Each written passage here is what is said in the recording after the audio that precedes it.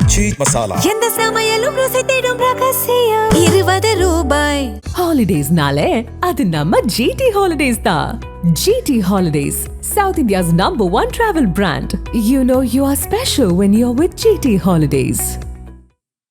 மாண்புமிகு பேரவைத் தலைவர்களே, ஏற்கனவே கோவை அமுதன் கொலை, கர்நாடகத்தில் 3 தமிழர்கள் கொலை செய்யப்பட்டிருப்பது, திருவேற்றூரில் தனுஷ்குமார் கொல்லப்பட்டிருப்பது, தேனி மாவட்டத்தில் மேகமலை தொடர்ந்த அது சம்பந்தப்பட்டது, சென்னையில் 400% சொத்து வரி ஏற்றம் குறித்தது, மின் கட்டணம், மின் துண்டிப்பை குறித்து இப்படி 5 அவசர கட்ட கவனஈர்ப்பு தீர்மானத்தை தங்களிடத்தில் கொடுத்திருக்கிறேன். அவைகள்லாம் இன்றைக்கி ஒன்றரை, ஏன்னா இப்போ கேள்வி நேரம் இல்லாத காரணத்தினால் இந்த அவசர கருதி இன்றைக்கு எடுத்துக்கொண்டால் சிறப்பாக இருக்கும். மாண்புமிகு உறுப்பினருக்கும் நான் ஒரு விளக்கத்தை சொல்ல விரும்புகின்றேன். பேரவை 55 விதியின் கீழ் சிறப்பு கவனஈர்ப்பு தீர்மானமாக நம்முடைய மாண்புமிகு எதிர்க்கட்சி தலைவர் அவர்களுக்கு 2 பொருள் குறித்து இன்று பேசுவதற்கு அன்றே நான் அனுமதி அளித்திருக்கிறேன். இன்று அவர் அதை தொடங்கி 2 தீர்மானங்களை பற்றியும் தன்னுடைய கருத்துக்களை அவர் தெரிவிக்கலாம். அதை தொடர்ந்து இது குறித்து பொருள் குறித்து பேச கொடுத்திருந்தவர் வாய்ப்பு அளிக்கப்படும். மென்ஷன் பண்ண தலைவர்களே, கர்நாடக வனத்துறையினால் தமிழ்நாட்டை பூர்வமாக கொண்டு குடும்பங்களைச் சேர்ந்த 3 தமிழர் சுட்டுக் கொல்லப்பட்ட சமூகத்தில் ஏற்பட்டுள்ள நிலைமை குறித்து விவாதிக்க அரசுடைய கவனத்துக்கு கொண்டு வரோம்.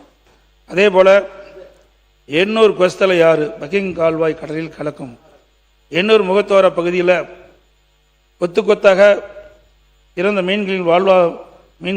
மீன்களினால் அந்த பகுதியில் இருக்கின்ற மீனவர்கள் வாழ்வாதாரம் பாதிக்கப்பட்டிருக்கிறது. அது குறித்தும் அரசினுடைய கவனத்துக்கு கொண்டு வந்திருக்கின்ற 2 தீர்மானங்களும் இன்றைக்கு பதில் இல்லையாலும் நாளை கூட எடுத்துக்கலாம். மாண்புமிகு முன்னாள் முதலமைச்சர் அவர்கள் கூறிய இந்த 55 தீர்மானம் பற்றிய கருத்துரு காலையில் தான் வரப்பெற்றிருக்கிறது. தகுந்த பதிலை மாண்பு அமைச்சர்கள் தருகிற போது அவையில் எடுத்துக்கொள்வேன்.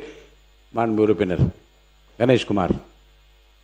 மாண்புமிகு பேரவைத் தலைவர் அவர்களே, மென்ஷன் பண்ணுறது தான், கர்நாடகத்தில் நடைபெற்ற 3 தமிழர்கள் சுட்டுக் கொல்லப்பட்டிருப்பது குறித்த கவன ஈர்ப்பு கொடுக்கப்பட்டிருக்கின்றோம். அதேபோல் கோயம்புத்தூரில் நடைபெற்ற அந்த மாணவனின் கொலை, திருவற்றியூர் நடைபெற்ற மாணவன் கொலை, அதேபோல் கொசஸ்தலை ஆற்றில் எண்ணூர் அருகே மீன்கள் கொத்து கொத்தாக சுத்து குவிந்திருப்பதை பற்றிய கவன ஈர்ப்பை பேரவைக்கு அளிப்பதாக தெரிவித்தார். உங்கள் கவன ஈர்ப்பு கவனத்தில் கொள்ளப்படுகிறது. உரிய நேரத்தில் அமைச்சரின் பதிலை பெற்று உங்களுக்கு அவையிலே பதில் அளிக்கப்படும். மாண்பு எதிர்க்கட்சித் தலைவர் அவர்கள். மாண்புமிகு பேரவைத் தலைவர் அவர்களே, கடந்த ஒரு வாரத்தில் மட்டும் தமிழ்நாடு முழுக்க ஏராளமான கொலைகள் நடந்திருக்கு.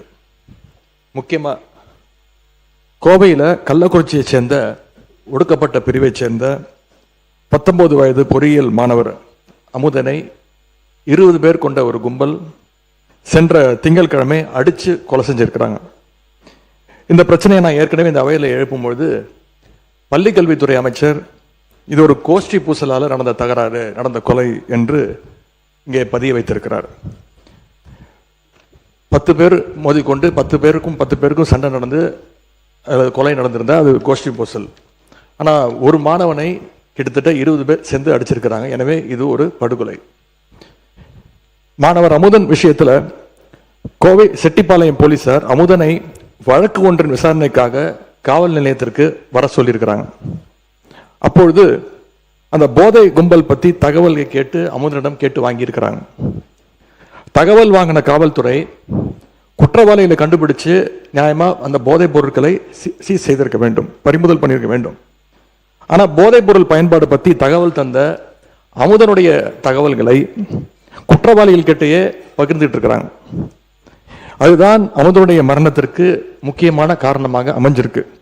இதை நான் மட்டும் சொல்லவில்லை, அமுதனுடைய பெற்றோர்கள் இருவரும் சொல்லியிருக்கிறாங்க. அவங்க இருவருமே, அவங்களுடைய தாய் தந்தை இருவருமே என்னிடத்துல தொலைபேசியில் அழித்து பேசியிருக்கிறாங்க. நான் அவங்களுக்கு ஆறுதல் சொல்லியிருக்கிறேன். அப்படி அவங்க பேசுகிறப்போ போதைப் பொருள் கும்பல் பற்றி காவல்துறையிடம் தகவல் கொடுத்ததால் தான் அமுதன் கொலை செய்யப்பட்டதாக அவங்க உறுதியாக நம்புகிறாங்க. அதைத்தான் என்னிடம் சொல்லியிருக்கிறாங்க. இந்த வழக்கு தொடர்பாக கள ஆய்வு செஞ்ச பல்வேறு சமூக ஆர்வலர்களும் இதே குற்றச்சாட்டை முன்வைக்கிறாங்க. இந்த சம்பவத்திற்கு நீதி கிடைக்கணும்னு நேற்றைய தினம் எங்களுடைய கழக தலைவருடைய உத்தரவின்படி ஒருங்கிணைந்த கள்ளக்குறிச்சி மாவட்ட கழகம் சார்பாக கிட்டத்தட்ட 10,000 பேர் பங்கு கொண்ட ஒரு மாபெரும் கண்டன ஆர்ப்பாட்டத்தை கள்ளக்குறிச்சி நகரத்தில் நடத்தியிருக்கின்றோம். இந்த கொலையை ஏதோ ஒரு தனிப்பட்ட சம்பவமாக அல்லது கோஷ்டி பூசலாகவோ நாம் கடந்து போய்விட முடியாது. அரசின் அலட்சியத்தால, காவல்துறையுடைய பொறுப்பற்ற போக்கால தான் இந்த கொலை நடந்திருக்கு என்பதுதான் குற்றச்சாட்டு. மாணவர் அமுதன் கொலையில சம்பந்தப்பட்டவங்களுக்கு கடுமையான தண்டனையை நாம் வாங்கி கொடுக்க வேண்டும். அதே மாதிரி குற்றவாளிகளுக்கு தகவல் கொடுத்ததா குற்றம் சாட்டப்படுகின்ற காவல்துறையினர் மேல உடனடியாக கடும் நடவடிக்கை எடுக்க வேண்டும். போதை கலாச்சாரத்தை எதிர்த்து நிற்கின்ற ஒவ்வொருத்தருக்கும் விடப்படுகிற ஒரு எச்சரிக்கை தான் இந்த சம்பவம். கோவையில் மட்டுமல்ல, சென்னையிலும் இதே மாதிரி ஒரு சம்பவம் கடந்த 14ஆம் தேதி நடந்திருக்கு. சென்னை திருவொற்றியூர்ல அரசு பள்ளியில +2 படிச்சுட்டு இருந்த மாணவனோட பெயர் தனுஷ். அவர் போதை கும்பலை தட்டி கேட்டிருக்காரு. அதற்காக பட்டப்பகல்ல சுமார் 30 பேர் கொண்ட ஒரு கும்பல் தனுஷ் அவர்களை அடிச்சே கொலை பண்ணியிருக்கிறாங்க. இந்த அரசு போதைப் பொருள் தடுப்பு படையை உருவாக்கி இருக்கோம்னு சொல்றீங்க. அதை சொல்லி பல கோடி ரூபாயில விளம்பரம்லாம் பண்ணியிருக்கிறீங்க. ஆனா களத்துல நடக்கிறதை பார்த்தா இன்னைக்கு வேற மாதிரி இருக்கு. உதாரணமாக சில நாட்கள்ல மட்டும் நடந்த குற்ற சம்பவங்களை இங்க அவையில பதிய வைக்க விரும்புகின்றேன். நேற்று இரவு காஞ்சிபுரம் அருகே படுநெல்லி கிராமத்துல கோவில் திருவிழாவின் போது போதை கும்பலுடைய அட்டகாசத்தை கேள்வி கேட்ட சந்துரு, விக்கி அப்படிங்கிற 2 இளைஞர்களை அந்த கும்பல் வெட்டி கொலை பண்ணியிருக்கு. ஆகஸ்ட் 11ஆம் தேதி அன்னைக்கு திருப்பூர் மாவட்டம் பல்லடத்துல தனலட்சுமி, பூவரசி அப்படிங்கிற தாய் மகளை இரட்டை கொலை பண்ணியிருக்கிறாங்க. ஆகஸ்ட் 12ஆம் தேதி சென்னை அம்பத்தூர்ல ஆட்டோவில் வச்சு வைதேகி அப்படிங்கிற ஒரு இளம்பெண்ணை கழுத்தறுத்து கொடூரமா கொலை பண்ணியிருக்கிறாங்க. ஆகஸ்ட் 13ஆம் தேதி வேலூர் மாவட்டம் குடியாத்தத்தில் பெண் தலைமை காவலர் தாமரை செல்வி குத்தி கொலை செய்யப்பட்டிருக்கிறாங்க.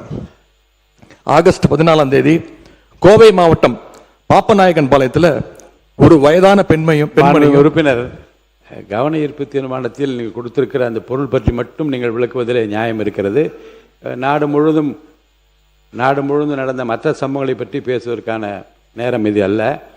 சுருக்கமாக கவன ஈர்ப்பு தீர்மானத்தை ஒட்டி ஒரு பிரச்சனை மட்டும் நீங்கள் பேசலாம். அரசுடைய கவனத்துக்கு கொண்டு வர இதெல்லாம் ஒரு வாரத்தில் நடந்தது. நீங்க சென்ற வாரமே டைம் கொடுத்துருந்தீங்கன்னா இதெல்லாம் சொல்ல வேண்டிய அவசியம் ஏற்பட்டிருக்காது. இதே நாளில் திருவள்ளூர் மாவட்டம் கும்மிடிப்பூண்டி சானாபுத்தூர் கிராமத்தை சேர்ந்த ரஞ்சன் அப்படிங்கிற இளைஞரும் கொலை செய்யப்பட்டிருக்கிறார்.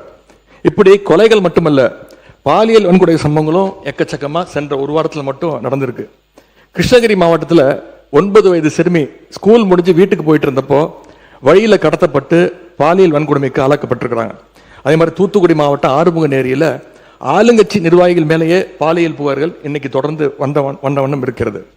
அந்த மாவட்டத்தில் ஆளுங்கட்சி நிர்வாகிகள் மேல வர்ற 2வது பாலியல் குற்றச்சாட்டு இது. ராணிப்பேட்டையில ஆளுங்கட்சியினுடைய மாவட்ட செயலாளர் திரு விஜய் மோகன் மேல ஒரு பெண் பாலியல் குற்றச்சாட்டு சொல்லியிருக்கிறாங்க. 100 நாள் சாதனைன்னு இந்த அரசு பெருமை பேசுற இதே நேரத்தில் தமிழ்நாட்டில் சட்டம் ஒழுங்கு இந்த 100 நாள்ல எந்த அளவுக்கு மோசமாக இருக்கு அப்படிங்கிறதும் இந்த சம்பவங்களே சாட்சி. இது மாதிரியான சம்பவங்கள் தொடராமல் இருக்க இந்த அரசு என்னென்ன நடவடிக்கை எடுக்க போகுது? மிக முக்கியமா பள்ளி கல்லூரிகளில் வன்முறைக்கு எதிராகவும் ஒழுக்கத்தை வளர்த்தெடுக்கவும் கவுன்சிலிங் வகுப்புகளை நடத்த வேண்டும்னு இந்த அரசை கேட்டுக்கொள்கின்றோம். போதைக்கு எதிரான தொடர் விழிப்புணர்வை ஏற்படுத்தணும். மிக முக்கியமா சட்டம் ஒழுங்கு பிரச்சனையை கட்டுக்குள் கொண்டு வர இந்த அரசு உறுதியான நடவடிக்கை எடுக்க வேண்டும் என்று எங்களுடைய சார்பாக நான் கேட்டுக்கொள்கிறேன். காவல்துறை மானிய கோரிக்கைகளை பேச வேண்டிய அத்தனை செய்திகள் இப்போதே பேசிவிட்டீர்கள். மாண்புமிகு ஒரு நக்கீரன் டிவிக்கு சப்ஸ்கிரைப் செய்யுங்கள். உங்கள் ஆதரவே எங்கள் பலம். ஆசிரியர்களுக்கு நண்பனாகவும் மாணவர்களுக்கு ஆசானாகவும் திகழும் தேர்வு வழிகாட்டி. ஒவ்வொரு பாடத்திற்கும் அனுபவமிக்க ஆசிரியர்களின் துல்லியமான தெளிவான விடைகள். CNC இருக்கு, தேர்வு பயம் எதற்கு? இது தீரன் பப்ளிஷிங் ஹவுஸ் விற்பனை வெளியீடு.